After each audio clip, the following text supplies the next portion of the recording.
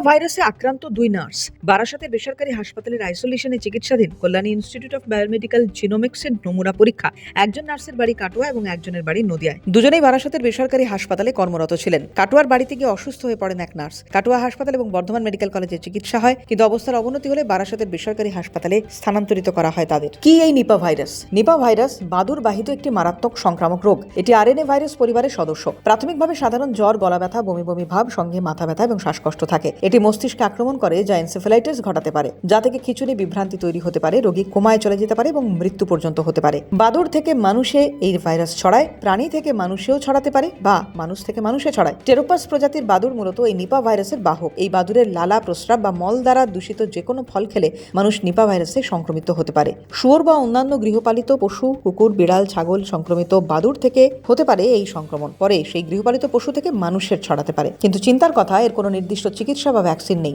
আক্রান্তদের শুধুমাত্র সহায়ক পরিচর্যাই দেওয়া হয়।